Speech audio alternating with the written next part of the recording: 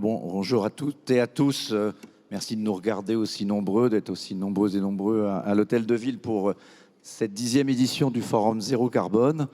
Bon, vous êtes à la tribune, avec la tribune, et on va parler d'argent, évidemment, un peu. On va parler d'investissement d'argent avec cette table ronde qu'on a intitulée « Dette zéro ou dette écologique, que choisir ?» Bon, je pense que vous avez sans doute tous déjà choisi. Il faut les deux, mais ça va pas être possible. Alors, évidemment, la question de la dette écologique pose la question de quelle planète nous allons laisser aux générations futures, à nos enfants. On en a parlé pas mal depuis ce matin, mais on va rentrer un petit peu peut-être à la fois sous un angle global, macroéconomique et d'un point de vue micro-collectivité pour voir un peu ce qui se passe dans les villes en matière d'investissement, comment financer cette transition écologique et comment faire des choix. Avec nous sont présents, pour parler d'argent, il faut un banquier. Nous avons Olivier Sichel, qui est le directeur général délégué de la Caisse des dépôts et le directeur aussi de la Banque des territoires. Bonjour Olivier. Nous avons à ses côtés Nicolas Mayer-Rossignol, qui est le maire de Rouen et le président de la métropole de Rouen-Normandie. On en parlera avec vous. J'ai proposé, vous l'avez vu ce matin, à Claudine Bichet, qui est l'adjointe au maire de Bordeaux, Pierre Urmic, et qui est chargée des finances. Donc je pense que vous êtes particulièrement indiqué pour venir à cette table ronde. Et puis ce matin, on a été un peu raccourci, pris par le temps. Donc je suis ravi que vous ayez pu revenir cet après-midi. Et enfin, à côté de moi, Morgane Nicole. Vous êtes directrice de programme à I4CE. Alors I4CE, c'est un spin-off, comme on dit, puisqu'on est en finance, des équipes de recherche, autrefois CDC Climat. Il y a beaucoup de caisses des dépôts aujourd'hui, mais c'est très bien après tout. Et notamment, vous êtes en charge de toutes ces questions-là. On va commencer avec vous, si vous le voulez bien, peut-être pour donner le panorama global de la problématique d'investissement. Il y a beaucoup de chiffres qui circulent. Alors, je vais prendre le rapport Pisani, qui est bien connu, mais il y en a d'autres qui sont en train d'arriver en disant qu'il a même sous-estimé la réalité des besoins. Donc Pisani, c'était plus de 60 milliards d'euros d'investissement par an à l'échelle de la France. Il avait réparti en gros en 3 tiers, une moitié pour le privé, et puis une autre moitié pour le public. Et dans le public, à peu près 10 milliards pour l'État et 20 milliards pour les collectivités locales. Je ne me suis pas trompé, ou c'est l'inverse? Plutôt l'inverse. Donc 10 milliards pour... Non ? Il n'avait pas donné. Alors c'est moi qui l'invente comme ça.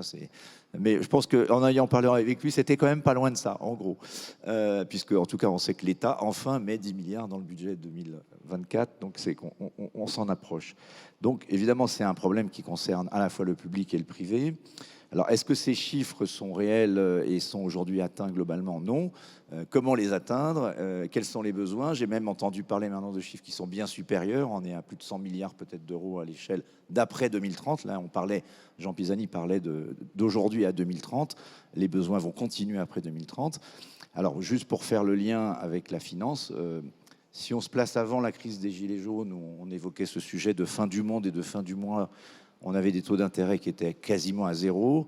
On se retrouve presque en 2024. On a des taux d'intérêt qui sont pas loin de 4%. Ça donne une idée du temps à la fois perdu pour les générations futures et de la nécessité de trouver les moyens de financer cette transition écologique. Peut-être nous donner, si vous voulez bien, Morgane, un peu ce panorama global, et puis ensuite on verra les problématiques d'investissement de chaque collectivité locale. Et puis avec Olivier, on va voir si on trouve des solutions. Merci. Alors, on le voit ces derniers mois, années, il y a une prise de conscience quand même assez grande du besoin d'accélérer sur le climat. On a eu, grâce au rapport Pisani-Ferry, Selma Mahfouz, dont vous parlez, une bonne prise de conscience ça représente des milliards, des dizaines de milliards, voire des centaines de milliards pour arriver à atteindre ça. Il y a une prise de conscience qui n'a pas encore complètement eu lieu. C'est l'effort budgétaire qu'atteindre les objectifs de planification écologique va demander aux collectivités territoriales. On entend beaucoup dire que les collectivités sont clés pour atteindre ces objectifs, mais cette prise de conscience de la marche et de l'effort budgétaire à consentir est quand même pas encore complètement là. Et du coup, pour répondre à ça, on a fait une première estimation des besoins de dépenses d'investissement des collectivités territoriales pour répondre aux objectifs climatiques, donc en se basant sur l'ancienne SNBC, la SNBC 2, Et en NBC, pardon, peut-être. Stratégie nationale bas carbone 2, qui est en cours de révision et qui va bientôt sortir la nouvelle version. Et donc en croisant cette stratégie nationale bas carbone, donc les objectifs climat nationaux, avec les compétences obligatoires des collectivités. On est arrivé à une estimation qu'il faudrait, sur ce périmètre restreint, parce que c'est uniquement la réduction des gaz à effet de serre et uniquement sur les compétences obligatoires des collectivités, au moins 12 milliards d'euros par an d'investissement des collectivités. Et on a estimé qu'aujourd'hui, on était à peu près à 5,5 milliards sur ce même périmètre. Donc ça veut dire qu'il faut au moins que les collectivités multiplient par 2 leurs investissements climat par an dès aujourd'hui, pour qu'on soit en ligne avec les objectifs climatiques, et encore une fois, les objectifs climatiques de la dernière stratégie, ce qui veut dire que c'est vraiment un minima, parce que ça va sûrement encore augmenter avec les nouveaux objectifs de la nouvelle stratégie nationale bas carbone. Une fois qu'on a dit ça, on voit donc la marche conséquente mais franchissable pour atteindre ces objectifs et ces besoins d'investissement. La question, c'est comment est-ce qu'on arrive, comment est-ce qu'on fait pour financer ce gap d'investissement. Et donc, pour répondre à cette question-là, on a esquissé 4 scénarios schématiques qui chacun déclenchent un levier de financement des collectivités. Donc, on a un scénario État, avec une augmentation des transferts de l'État aux collectivités, un scénario ressources propres, avec une augmentation des ressources propres des collectivités, un scénario redirection, on fait avec le même budget, uniquement en redirigeant les dépenses d'investissement que l'on fait sur plus de dépenses pour le climat, et un scénario dette.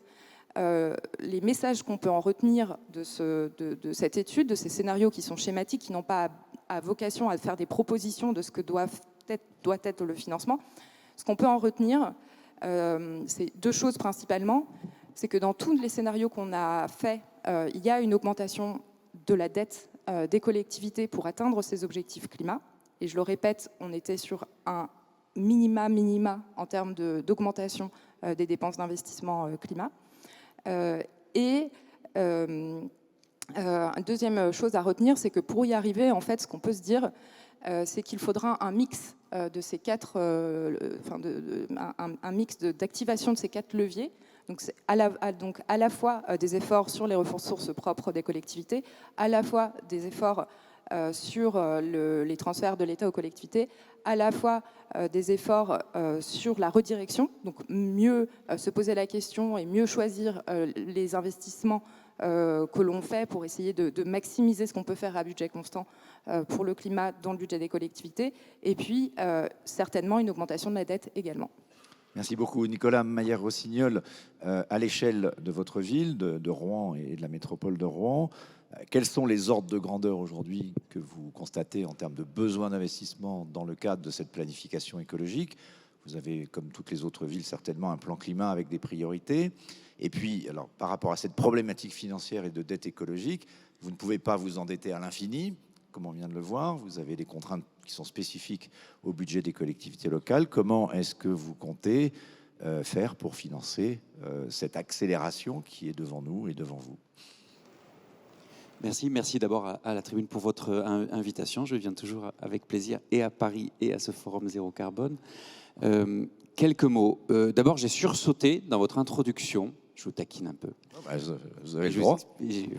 Parce que vous avez dit, bon, on va aborder le macro. Je ne sais pas si vous avez joint le geste à la parole, mais il y avait une forme, le macro puis le micro, avec les collectivités. Alors, il faut quand même, j'exagère un peu, il faut quand même rappeler, mais ça vient d'être dit en fait, de fait, que 70-75% de l'investissement public en France est fait par les collectivités locales. Donc, tous ceux qui considéreraient que les collectivités locales sont micro dans cette affaire se trompent, ou alors mentent.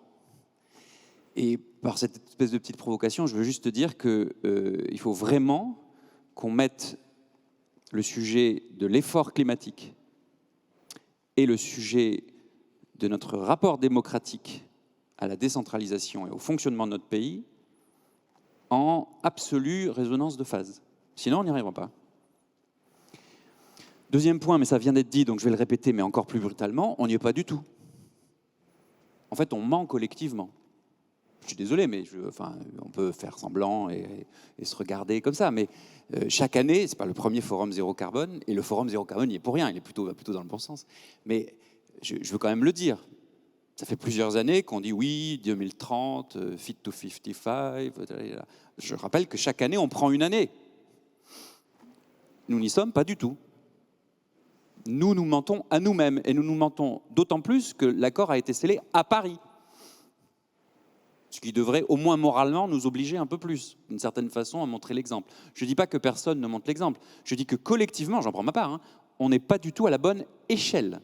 Et le point de l'échelle est majeur. Ça, c'est le volume nécessaire. Vous avez posé la question pour ma petite métropole rouennaise de 500 000 habitants. Mais rien que pour ma petite métropole rouennaise de 500 000 habitants, si on veut atteindre nos engagements déclinés, si vous voulez, de l'accord de Paris, en plus on a fait une COP locale dès 2018, c'est mon prédécesseur qui avait monté ça, donc on a des engagements déclinés localement, mais c'est des dizaines et des dizaines de millions à l'échelle de notre périmètre, et donc c'est une proportion, si vous voulez, de notre budget qui est colossale. Et troisième point, on n'a plus le temps. On n'a plus le temps. Il y a déjà des effets qui sont pour partie irréversibles et qui viennent percuter notre territoire. Je vous donne un exemple concret chez nous. Vous ne le savez sans doute pas, mais l'agglomération rouennaise, c'est la plus concernée de France par le risque inondation lié au réchauffement climatique. Plus que Calais, Dunkerque, Le Havre, enfin toutes les villes, Bordeaux. C'est pour la ville de Rouen, 40% de la surface de la ville de Rouen, y compris des sites qui vont vous paraître sympathiques et faciles à gérer, comme Lubrizol, vous voyez. Donc, Céveso, Seuil-Haut, si ça vous parle. Ça. Donc, on n'y est pas du tout. Il manque énormément d'argent. On ne fait pas assez confiance aux collectivités territoriales. Voilà, en 2-3 mots, si je dois laisser un message, c'est celui-là. Et je pense que le titre de notre table ronde, moi je suis venu avec plaisir, mais le titre de la table ronde est mauvais. Pourquoi ? Parce que... Je ne dirais pas qui est l'auteur, parce qu'il est en face de... Non, mais comme il est mauvais, du coup, il est très bon, parce qu'il provoque le débat. C'est ça qui est bien. C'est que dette zéro ou dette écologique, que choisir c'est ni l'un ni l'autre, mon capitaine. Dette zéro, ça n'a pas de sens. Heureusement qu'on investit et qu'on s'endette quand on pense que c'est utile pour les générations futures. La question, c'est la soutenabilité de la dette, c'est par quelle modalité, etc. Et dette écologique, je pense que personne ici n'a à l'esprit qu'il faut qu'on s'endette écologiquement. Ou alors vraiment, on serait à rebours de l'ère du temps. Il s'agissait de dire qu'il va falloir peut-être rembourser à nos enfants la dette écologique qu'on est en train de leur laisser. C'est ce que je disais dans mon introduction. Mais ce qui m'amène au dernier point, parce qu'il y a un truc que j'oublie moi-même dans ce que je viens de vous dire. On n'y est pas, il n'y a pas assez d'argent et on n'a plus de temps. Mais si on met tout ça ensemble et qu'on ajoute le fait qu'on doit mieux travailler ensemble entre collectivités et État, il faut ajouter deux choses. C'est que, en même temps qu'on dit l'effort budgétaire, les scénarios, madame, que vous avez présentés, il faut du coup dire ce à quoi on renonce. Parce que ce n'est pas vrai qu'on pourra financer tout ça juste en ajoutant. Donc, oui, mais pardon, mais je vais le dire comme élu. Vous entendez rarement les élus dire de tous bords ce à quoi ils renoncent. Ça arrive, mais c'est quand même assez rare. On a parfois ce débat, je vais mettre un peu le pied dans le plat, sur les autoroutes. Parce qu'on sait que c'est un des investissements les plus massifs en euros et que ça pose un certain nombre de questions. Je ne veux pas rentrer dans le débat, mais on sait bien que c'est un sujet. Il n'est pas simple d'ailleurs comme sujet, mais ça fait partie de ces sujets où il faut qu'on dise ce qu'on fait sur l'artificialisation des sols, sur le logement, sur la rénovation, etc. Et puis deux, il ne faut surtout pas oublier le privé quand même, parce que vous m'avez demandé les chiffres pour le public au niveau des collectivités, mais je peux vous dire que même si on avait l'argent et le temps pour la métropole rouennaise, on n'atteindrait qu'à peu près 10-15% de nos objectifs de l'accord de Paris. Tout le reste, c'est les citoyens, le privé, les entreprises, etc. etc. Merci beaucoup Nicolas Meyer-Rossignol. J'aurais précisé un point, sachant que le titre est un travail commun avec Jean-Christophe Tortora et Olivier Sichel en avait parlé d'ailleurs, on va lui donner la parole dans quelques instants. Juste préciser, quand je parle microéconomie, je ne vais pas dire que je méprise la microéconomie, bien au contraire, si vous êtes lecteur de la tribune, on a enchaîné, mais c'était pour faire un peu cette balance entre les deux et de vous demander, mais vous l'avez très bien dit pour votre ville, de regarder aussi les choses à l'échelle locale et bien sûr à l'échelle nationale. Avec Claudine Bichet, peut-être, on vous a entendu ce matin présenter le plan climat de Bordeaux. Peut-être la maire adjointe en charge des finances peut nous dire aussi comment vous appréhendez vous-même cette problématique du financement, des investissements. On n'a pas parlé ce matin, il y a aussi des questions qui touchent aux mobilités, on en parlait à la précédente table ronde. C'est un élément important, j'imagine, aussi de la transformation de la ville. Oui, merci. Merci du coup de me réinviter pour parler de ce sujet des finances qui sont effectivement un enjeu clé. Et je commencerai par dire qu'à Bordeaux, on a déjà résolu un petit problème qui est de mettre dans la même délégation finances et climat, ce qui permet de régler un certain nombre de conflits internes. Comme Vous avez résolu le problème de la question de la table ronde. Voilà. En tout cas, on a résolu des contradictions qui n'en sont plus, en tout cas à la ville de Bordeaux. Je vais reprendre effectivement sur la lancée de mon propos de ce matin, qui était de montrer combien à l'échelle locale, nous avions la capacité d'agir de manière concrète, de déployer des moyens d'action, d'accélérer, puisque c'était ça le sujet. Et c'est vraiment ce qu'on s'est employé à faire depuis 2020, notre élection à Bordeaux, tant à la ville qu'à la métropole. Et pour donner une illustration, un des gros enjeux, effectivement, dont on parlait ce matin, c'est les mobilités. Si on veut réussir à décarboner, à atteindre nos objectifs de neutralité carbone, les mobilités sont un enjeu majeur.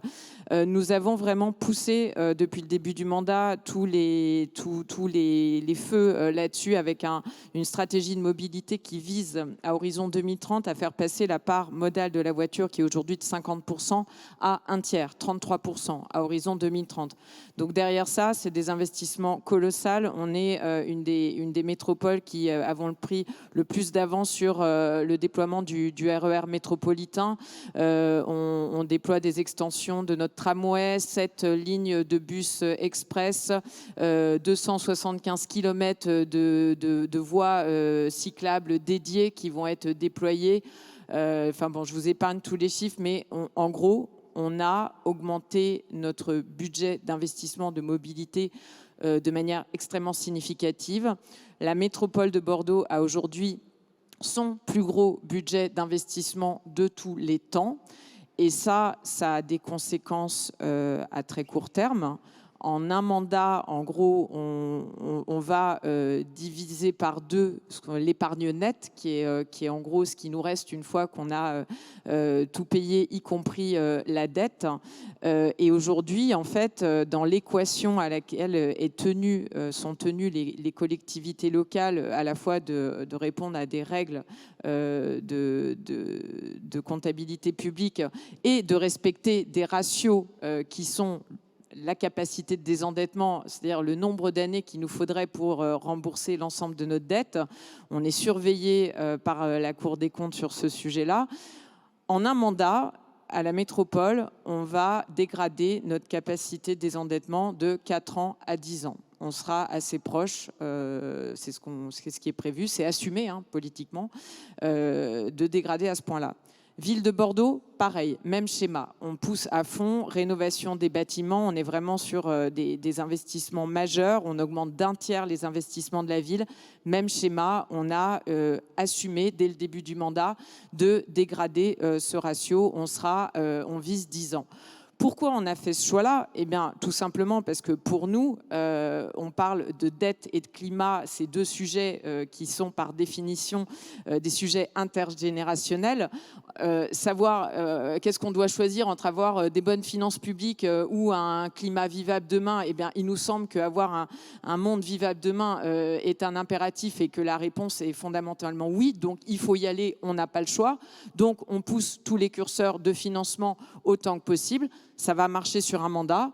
Après, la question, c'est qu'est-ce qui se passe après, concrètement ? Eh bien, on va demander à Olivier Sichel. Et je voudrais juste quand même dire un mot sur, quand j'entends dire aux collectivités d'investir sur leurs ressources propres, que ce qu'on vit là concrètement sur ce mandat, entre crise énergétique, entre réforme fiscale, on a aujourd'hui des finances locales qui sont en train de se dégrader à l'habitant. Donc on est engagé dans des plans d'économie, on est engagé dans des plans d'investissement extrêmement ambitieux.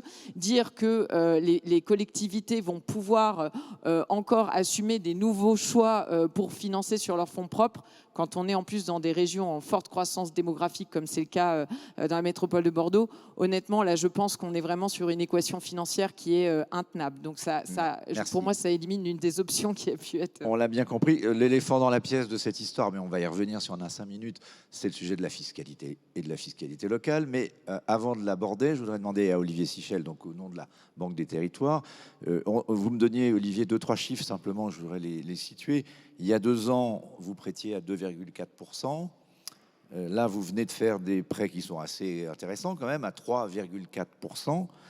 Et on voit que dans le marché, des entreprises qui sont dans le secteur de l'environnement se financent à plus de 6,5%.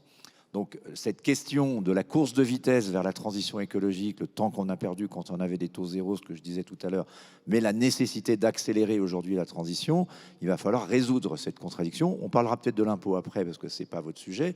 Le sujet aujourd'hui, c'est est-ce qu'avec la Banque des Territoires, avec la Caisse des dépôts, avec des moyens publics, on peut accompagner et accélérer des projets et lesquels, peut-être avec quelques exemples, on voyait les difficultés ce que disait Nicolas Maillard-Rossignol, on n'y est pas du tout quand même, donc il va falloir y aller. Oui, et Nicolas Maillard-Rossignol poussait le cri d'alerte. C'est vrai que si on l'avait fait avant, ce serait mieux. Si on s'était endetté à l'époque où les taux étaient à 2,4% il y a 1 an, mais ils étaient le taux du livret A était à 0, à 1%, hein, et à 0,5%. Mais ça, c'est pour beaucoup de choses dans le climat. Les élus qui ont rénové leurs écoles avant la crise climatique ont évidemment eu une facture énergétique beaucoup moins élevée que ceux qui ne l'ont pas fait. Et pour le climat, c'est toujours comme ça. On a intérêt très fortement à accélérer. Et l'accélérer, ça nécessite l'investissement. Et l'investissement, ça nécessite l'endettement. Philippe Mailly, vous disiez, on ne va pas s'endetter à l'infini. Pourquoi pas ? Là, déjà, il y a un saut quantique qui est fait qu'on passe de 4 à 10 ans. Enfin, personnellement, moi, ma maison, je me suis endetté à 25 ans. Alors, ma planète, est-ce que c'est 4 ans? Est-ce que c'est 10 ans? Est-ce que c'est 100 ans? Ce qu'on a fait ce matin, on a annoncé le doublement de nos prêts, les aquaprêts pour l'eau, le doublement de l'enveloppe de 2 milliards à 4 milliards. Et ce sont des prêts à 40 ans, à 50 ans, à 60 ans. J'étais avec Jean-Christophe Tortora à Nice il y a 1 mois où le maire de Nice annonçait le financement de sa nouvelle station d'épuration à hauteur de 700 millions d'euros que nous prêtions sur 40 ans. Et franchement, quand vous êtes à Nice, vous êtes au pied d'un château d'eau. Vous avez les Alpes au-dessus. Et sa station, elle est tout à fait en état de marche, elle est tout à fait aux normes, sauf qu'il voit loin. Et il dit, l'endette à 40 ans. Et vraisemblablement, ce n'est pas Christian Estrosi qui paiera la dernière mensualité à la Banque des Territoires en 2064. Il y a de fortes chances d'ailleurs que ce ne soit pas moi qui la prenne non plus. Mais cette idée du ratio de capacité de désendettement, moi, je la conteste. Il faut redonner à nos élus le droit au temps long. Si on est dans la lutte contre le réchauffement climatique et qu'on se lance dans un grand programme de rénovation des écoles, comme on l'a fait, et on s'est fixé à la Banque des Territoires un programme qui s'appelle EduRénov, de rénover 10 000 écoles. On est déjà à 1300 écoles. Puis, je signais au Salon des maires la rénovation d'une école à Combray-sur-Yon, 87% de performance énergétique.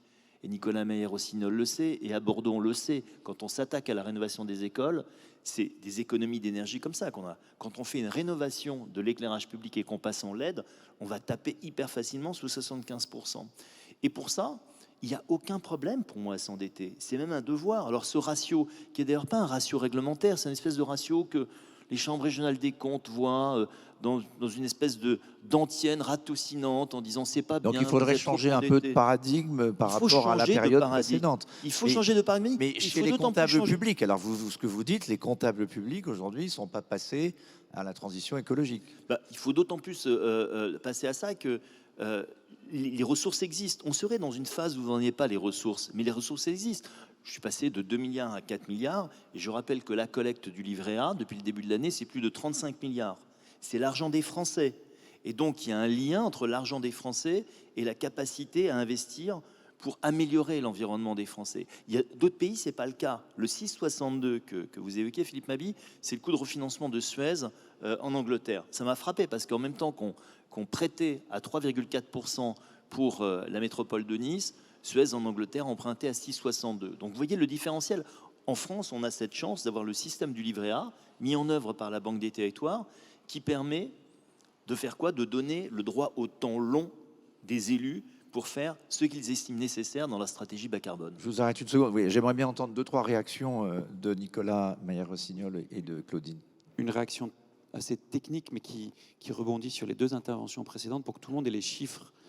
J'ai rappelé tout à l'heure le poids des collectivités locales dans la dépense publique d'investissement. Je n'ai plus le chiffre exact, mais c'est plus de 70%. Ce chiffre-là, il faut le mettre en regard de la dette publique. Les collectivités locales, plus de 70% de l'investissement public. Combien représente-t-elle de la dette publique en France, à votre avis? 70%? Moins de 10%. Moins de 10%. Vous avez les organismes de sécu sociale qui sont autour de moins de 10% aussi, puis ensuite vous avez l'État qui est à 82%. Quant au déficit, par amabilité, je ne vais pas en parler, mais tout le monde sait ici que les collectivités ont l'obligation légale de faire un budget à l'équilibre, sans déficit, ce qui est loin d'être le cas pour l'État depuis des dizaines d'années. Donc, vous voyez, on a vraiment un sujet absolument majeur de mais contraste. Je reviens sur la question de changement de oui. logiciel, parce que vous répondez aussi à cette question-là. C'est ça. Est-ce que vous voulez qu'on change votre logiciel comptable? Eh bien, ce que vous avez dit, madame, est tout à fait révélateur et on a la même chose à Rouen. On est en train de faire les budgets. Moi, je les vote en décembre pour l'année prochaine. Qu'est-ce qui se passe? On fait le budget, on regarde l'investissement, tac, tac, tac. Comment vous le financez, l'investissement? Capacité d'autofinancement, subvention extérieure, recours à l'emprunt. L'emprunt, vous l'avez dit, les taux ont monté, c'est plus difficile, ça coûte cher, ça vient bouffer d'ailleurs, effet de ciseau, votre épargne. Bon, à la fin, on regarde quoi? Exactement ce que vous avez dit, la capacité des endettements. Et on lui dit, ouh, attention, si vous dépassez 10, puis 12, puis 15, alors là, c'est la fin du monde, vous allez finir en prison et la Chambre des comptes va vous tomber. D'augmentation des impôts. Alors, il vous en reste plus beaucoup, mais il y a la taxe d'accord. foncière. À Paris, on n'a pas hésité à y Je ne suis pas absolument aller, certain qu'augmenter les impôts soit extrêmement... C'est pas super populaire, c'est voilà. sûr. Surtout quand on vous impose des décisions qui viennent de l'État en l'occurrence, sans que les recettes viennent avec. La prime pouvoir d'achat, allez-y, je vous en prie. Collectivité locale, vous pouvez l'octroyer, par contre, vous vous débrouillez pour la financer, le point d'indice, etc., etc. Tant mieux pour les agents, mais enfin, il faut quand même le financer. Donc, ce que je veux dire, c'est que techniquement, cette histoire de capacité de désendettement est effectivement le point limitant aujourd'hui. Deuxième point qu'on n'a pas dit, mais qu'il faut quand même mettre dans le débat politiquement, parce que techniquement, c'est pas dedans, mais politiquement, ça l'est. L'investissement dont on parle n'est pas nécessairement de l'investissement au sens budgétaire. Je m'explique. Si vous investissez pour plus de bus dans les transports en commun, vous allez faire de l'investissement pour les voies, pour les bus, etc. Mais vous allez aussi payer des chauffeurs. Ça, c'est du fonctionnement budgétairement. Mais est-ce que ça concourt à lutter contre le réchauffement climatique? Oui, absolument. Et ça pose aussi la question de la fiscalité sur le fonctionnement, le versement mobilité, etc. Peut-être qu'on pourrait d'ailleurs commencer par les territoires, j'en cite un au hasard, mais vous voyez de quoi je veux parler, auxquels on impose des ZFE. Parce que si on demande aux gens d'arrêter d'utiliser la bagnole autosoliste, peut-être que ça serait pas mal que pour ces territoires-là, il y ait une fiscalité qui permette d'augmenter l'offre de transport en commun et puis aussi les vélos, etc., etc. C'est pas trop le cas aujourd'hui. C'est un peu le cas en Ile-de-France, si j'ai bien compris. C'est pas trop le cas ailleurs. Claudine, vous avez un mot à rajouter sur ce changement de paradigme financier? Est-ce que vous êtes prête à vous entêter sans limite à Bordeaux avec Pierre Urmic? Nous, ce qu'on considère, c'est qu'on n'a pas le choix. L'impératif climatique fait qu'il y a une nécessité à investir. Le fameux mur d'investissement dont parle Pisani-Ferry, c'est ça. Et on est littéralement au pied du mur. Donc, c'est vraiment ce sujet-là qui doit être traité. Au-delà de la capacité de désendettement qui nous enferme, il y a d'autres règles de comptabilité publique qui nous enferment aussi. C'est-à-dire qu'à un moment, on ne peut pas s'endetter à un point où du coup nos capacités financières, on rentrerait dans le cercle vicieux de l'endettement et ainsi de suite. Donc en fait, il y a vraiment une réflexion à avoir, effectivement, comptable, financière, de mettre de côté cet endettement pour la cause climatique et donner ce temps long dont parlait Monsieur Sichel, qui paraît absolument indispensable. Et aussi, dans la capacité d'avoir du temps long, on a besoin aussi d'avoir une stabilité financière. Les collectivités qui investissent considérablement ces dernières années ont jamais eu autant de difficultés à prévoir leur capacité à investir.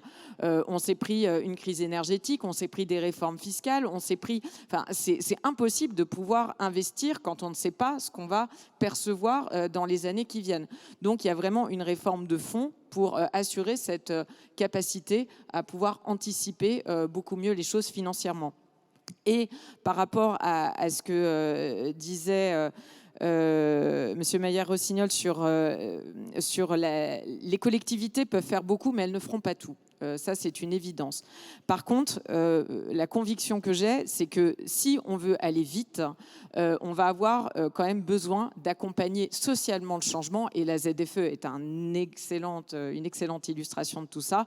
Si on veut aller vite, si on veut que les gens aient cette capacité à changer leur manière de se déplacer, de rénover leur logement rapidement, il va falloir injecter des moyens publics de manière considérable. Ce ne sera pas forcément que du ressort des collectivités, mais je pense que oui, on est vraiment face à un mur d'investissement public si on veut donner les conditions d'une réalisation dans des bonnes conditions d'acceptabilité sociale. Et ça, c'est fondamental.